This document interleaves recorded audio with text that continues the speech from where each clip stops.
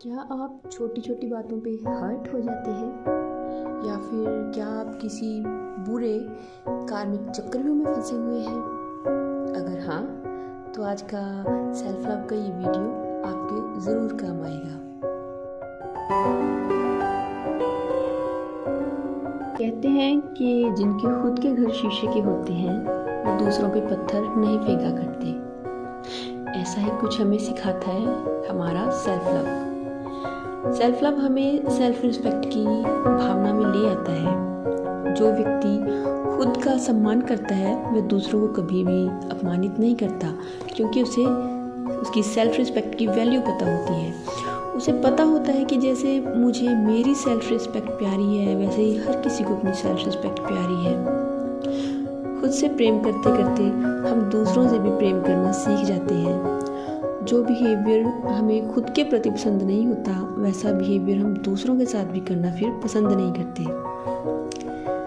लेकिन अक्सर होता क्या है कि अगर हमारे किसी अपने के साथ, सपोज कर लीजिए कि हमारे किसी बच्चे के साथ किसी ने कुछ बुरा किया, किसी ने उसको हर्ट कर दिया, किसी कारण से उसको दुखी कर दिया, उसका कोई मजाक उड़ा दिया, तो हम अपने उस उदास हुए बच्चे को बड़े ही प्यार से समझाते हैं कि तुम बुरा फील मत करो। उसे रोने नहीं देते, उसे समझाते हैं कि कोई बात नहीं, जिसने गलत किया है ये तो उसका कर्म है, उसे खुद ही भरना पड़ेगा। उसे रोने नहीं देते, उसको समझाते हैं, उसको हम अकेला नहीं छोड़ते।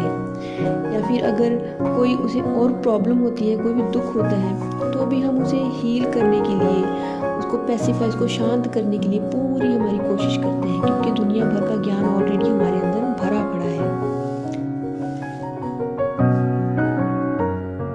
लेकिन ऐसा ही कुछ जब हमारे खुद के साथ हो जाए तो हम ऐसा बिहेवियर नहीं करते। हम आग बबूला होते हैं, बदला लेने पर उतर जाते हैं, सामने वाले को नीचा दिखाने की, उसे हर्ट करने की, उसे दुख देने की कोशिशों में हम लग जाते हैं।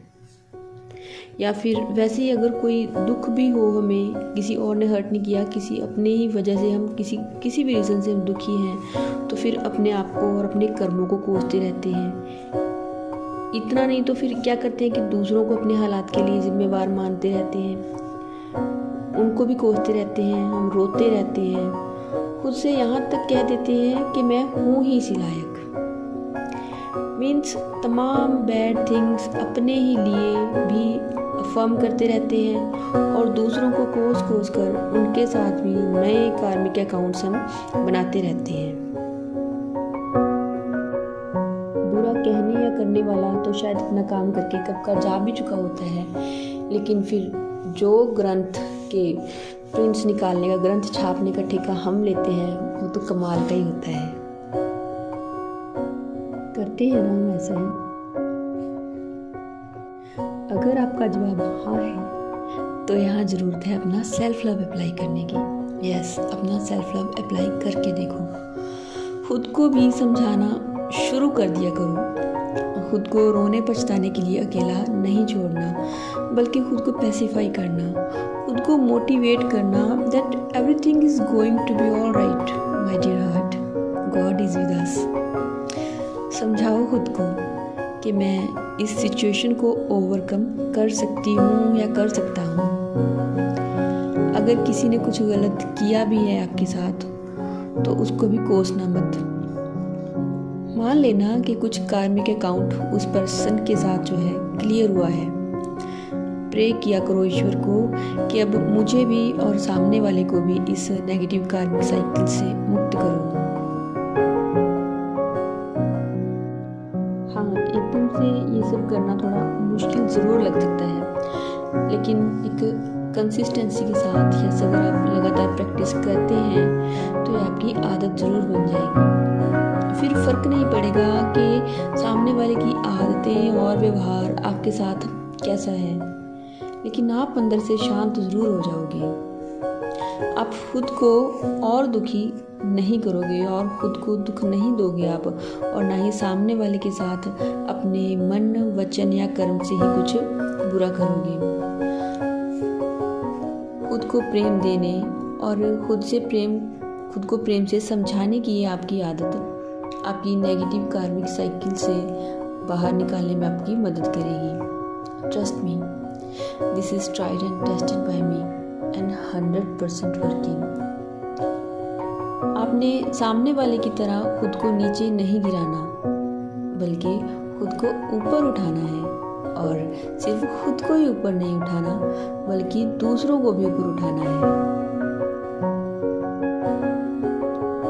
पर ये सारे चेंजेस अचानक से तो नहीं हो सकते। आपको धीरे धीरे प्रैक्टिस करनी होगी, हर रोज़ प्रैक्टिस करनी होगी।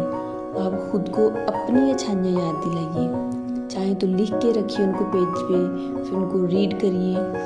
अब दूसरों की भी अच्छाइयाँ खुद को बताइए कि उनमें क्या क्या अच्छे गुण हैं। कोई भी ना तो पूरी तरह से बुरा ही होता है, ना तो पूरी तरह से अच्छा ही होता है। हम सब एक ही दुनिया में रह रहे हैं, एक ही जैसे हैं। कभी कभी बहुत अच्छा बिहेवियर कर जाते हैं एक दूसरे के साथ, कभी कभी हमसे भी गलती हो जाती है, सामने वाले से भी हो जाती है। तो दोस्तों, माफ़ करना सीखो। सबसे पहले खुद को माफ़ करना सीखो। जैसे कि माँ अपने बच्चे को माफ़ कर देती है ना, वैसे ही अपनी गलती पे खुद को माफ़ करना सीखो। जब खुद को माफ़ करने की आदत लग जाएगी तो सामने वाले को भी आप माफ़ करना सीख जाओगे। जब खुद की रिस्पेक्ट करने की आदत लग जाएगी तब सामने वाले की भी आप रिस्पेक्ट करनी शुरू कर दोगे। जब आप खुद को समझने लगोगे ना, तब आप सामने वाले को भी समझना शुरू कर दोगे। ऐसे धीरे धीरे आपके अपने आप के साथ जब रिश्ता आपका अच्छा होने लगेगा, तब आपका दूसरों के साथ रिश्ता नेचुरली अच्छा हो जाएगा। क्योंकि आप उस वाइब्रेशन में आ जाओगे, उस पीस की, उस लव की वाइब्रेशन में आप जब आ जाओगे ना, तब आपकी लाइफ चेंज होने से कोई रोक ही नहीं सकता।